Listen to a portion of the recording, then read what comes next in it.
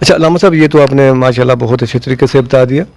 اچھا میں بہت سوچتا ہوں اس بارے میں کہ اگر جب ہم نے دیکھا کہ سنگ باری کے لیے ارادے سے ابرہا آیا، اس نے چڑھائی کی، تو اسے اللہ تعالیٰ نے روک دیا بابیل کے ذریعے. لیکن جب یزید آتا ہے تو اللہ تعالیٰ اس کو نہیں روکتے. کیا یہ اللہ تعالیٰ اس سے اتنی زیادہ نفرت کرتا تھا کہ اس کو یعنی کہ روکا نہیں کہ وہ بے شک کرے تاکہ اس پر زیادہ سے زیادہ لوگ نفرت کا اظہار کر سکیں؟ یہاں پر جو ہے نا 2-3 باتیں ہیں.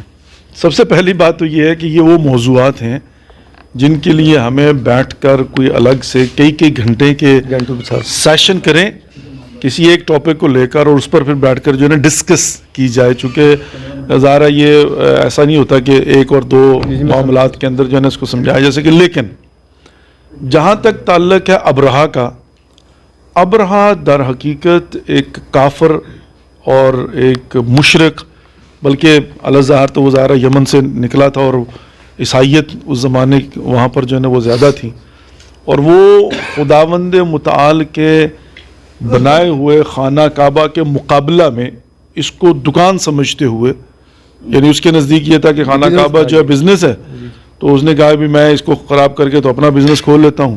لوگ حج پہ لیے جاتے ہیں، وہاں پر اقتصاد ہے، تو یہاں پر اس کی جو ہے نا سوچ، فکر اور نظریہ، تو ایک آئیڈیالوجی جو ہے نا یہاں پر. تو یہاں پر جب اس نے آئیڈیالوجی کے لیے آ کر اللہ رب العزت کے ارادے کو چیلنج کیا ہے، تو وہاں پر اللہ رب العزت نے، چونکہ حضرت عبد المطلب علیہ السلام انہوں نے کہا تھا کہ انا رب العبل ولی ربی بیتن. وہ جب گئے ابرہا کے پاس تو ابرہا نے کہا سردار مکہ ہو تو بتاؤ کیا کر سکتا ہوں. تو انہوں نے کہا کہ تمہارے سپاہیوں نے میرے اونٹ پکڑ لیے ہیں، تو انہیں کہو میرے اونٹ واپس کر دیں.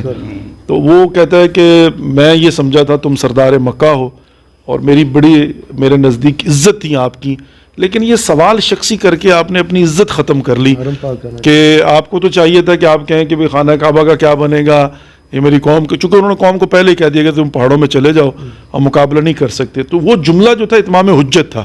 تو انہوں نے کہا کہ انا رب العبل ولی بیتی رب، کہا میں تو اپنے اونٹوں کا مالک ہوں اور اس گھر کا مالک ہے، تو وہ جانے اور تم جانے. اور وہ پھر اگلے دن ویسا ہو گیا. اب جہاں تک تعلق ہے یزید ابن معاویہ ابن ابی سفیان کا، تو یہ چیپٹر جو ہے نا تھوڑا الگ اور ڈیفرنٹ ہے. اور وہ کس طرح سے ہے؟ وہ یہ ہے کہ یہ ودن اسلام ہے. یزید کافر مرتد نہیں ہے، یزید مشرک نہیں ہے، یزید کلمہ پڑھتا ہے، یزید خلیفۃ المسلمین بن کے بیٹھا ہوا ہے. یزید جو ہے وہ رسول اللہ صلی اللہ علیہ وآلہ وسلم کی جانشینی کا اعلان کر رہا ہے. یعنی آپ اس کا کمپیریزن جو ہے نا اس کے ساتھ نہیں کر سکتے. جو لشکر آیا ہوا ہے وہ نماز پڑھتا ہے، وہ حافظان قرآن ہیں، ان کے اندر وہ شریعت کی پابندی کرتے ہیں. اب یہاں پر آپ جو ہے نا، یعنی آپ تو یہ کہہ رہے ہیں نا کہ مثال کے طور پہ ابرہا کی طرح اللہ رب العزت تو ایک طرف، خود امام حسین علیہ السلام نے جب تک انہوں نے حملہ نہیں کر دیا، امام نے ان پر حملہ نہیں کیا. حتیٰ جب وہ پیاسے آئے تو ان کو پانی پلایا ہے، چونکہ یہاں پر احکامات فرق کرتے ہیں. یہی تو دین اسلام ہے، ایک ہی قانون ہر پر فکر ہے. وہ مسلمان ہے، مسلمان کے ساتھ مقابلے میں فرق کرتا ہے. عبد الرحمن ابن ملجم کے متعلق مولا کائنات جانتے تھے، کیونکہ رسول اللہ نے بتا دیا تھا، اور سامنے آیا تو مولا کائنات بڑے غور سے دیکھ رہے تھے. تو اس نے کہا مولا کیا دیکھ رہے ہیں؟ کہا کہ میں دیکھ رہا ہوں کہ ایک دن جو ہے نا وہ تو ہی میرے ساتھ یہ کرے گا. تو اس نے کہا یہ تلوار ہے، میری گردن اڑا دیجئے. امام نے فرمایا تو نے ابھی تک جرم نہیں کیا، میں تمہیں سزا کیسے دے دوں؟ یہ تھوڑی ہو سکتا. وہ جو علم ہے وہ نورانی جنبے سے ہے، اور یہاں پر جو قانون ہے وہ بشری لبادے کے اندر ہے. تو امام پاک جو ہیں وہ جانتے ہیں، اس میں کوئی شک نہیں ہے. لیکن سامنے کون کھڑے ہوئے ہیں یہاں پر فرق کرتا ہے. وہ فری سٹائل کھیل رہے ہیں، وہ کسی قانون کے پابند نہیں ہے. امام حسین تو ہے نا، اگر وہ پابندی نہ ہوتی تو مسلم ابن عقیل پردے کے پیچھے کھڑے ہوئے تھے، اور حامنی ابن عروہ جو ہے جب آیا ابن زیاد خبر لینے کے لیے تو بار بار سرفے کے ذریعے اشارہ کر رہے تھے کہ نکلو اور حملہ کر کے قتل کر دو. اگر ابن زیاد مارا جاتا نقشہ بدل جاتا، لیکن مسلم ابن عقیل نہیں نکلے. اور جب وہ گیا اس کو شک پڑ گئی نا کہ یہ 2-3 دفعہ کیوں ایسے کف کر رہے ہیں.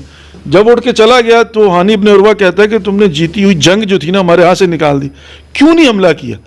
تو حضرت مسلم ابن عقیل کہتے ہیں کہ میرا بھی دل چاہا، لیکن پھر مجھے یاد آ گیا کہ رسول اللہ صلی اللہ علیہ وآلہ وسلم شریعت کے اندر اگر کوئی نہتا مہمان آپ کے گھر میں آئے ہوئے ہو اس پر آپ حملہ نہیں کر سکتے.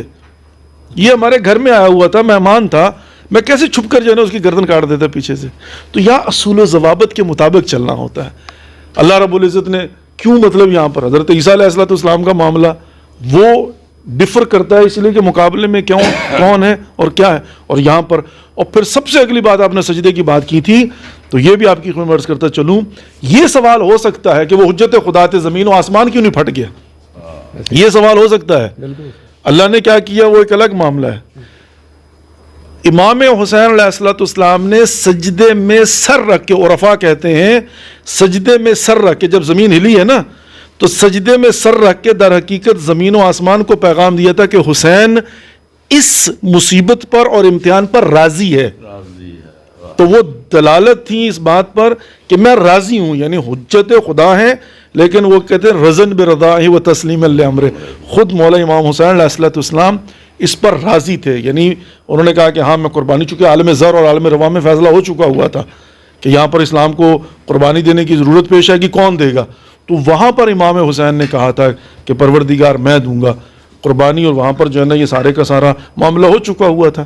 تو یہاں پر آ کر جو ہے, اگر میں نے عرض کیا نا کہ اس کو کہیں سے بھی کھول کر آگے جائیں گے, اگر کہیں جی پھر ان کا قصور کیا ہے, اب یہاں پر آ کر ایک اور بریک نقطہ شروع ہوتا ہے.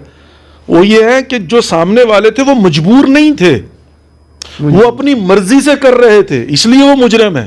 اگر کوئی شخص کہے گا کہ اللہ کے ساتھ وعدہ ہو گیا تھا, اللہ کے ساتھ وعدہ ہوا تو یہ ہوا تھا کہ اگر وہ تل جائیں اسلام کے خلاف, اور اگر وہ اپنی مرضی سے آ کر یہ کام کرنا چاہے تو کون قربانی دے گا. امام حسین نے کہا میں اگر تو وہ جب آئے ہیں تو وہاں پر پھر مولا نے کہا کہ میں قربانی دوں گا, لیکن ان کو اللہ نے تو نہیں مجبور کیا نا کہ تم یہ کرو.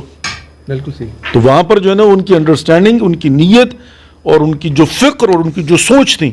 اور آج بھی ہم جب کہتے ہیں کہ حسینیت زندہ باد اور یزیدیت مرد آباد, وہ یزید مرد آباد نہیں ہے, یزیدیت. آج کے زمانے میں بھی اگر کوئی فکر یزید کو ماننے والا, یزید کی آئیڈیالوجی کو ماننے والا, یزید کے طرز فکر پہ اگرچہ وہ نماز پڑھتا ہو, اگرچہ وہ قرآن کی تلاوت کرتا ہو, اگرچہ اس کی شکل مسلمانوں والی ہو, لیکن اس کی اگر آئیڈیالوجی یزید والی ہے تو آج ہم ڈیفینیٹلی اس کو مرد آباد کہتے ہیں اور اس کے مقابلے میں کھڑا ہوتے ہیں. اور آج کے زمانے میں بھی جو لبیک یا حسین کہتا ہے وہ امام حسین کی آئیڈیالوجی پر چلے گا, وہ آج کے زمانے کا حسین ہی ہوگا. اور یہی ہے حسینیت اور یزیدیت. جی بالکل. جیسے کہ ناظرین سوال تو میرے پاس بہت سارے علامہ صاحب کا علم کو دیکھتے ہوئے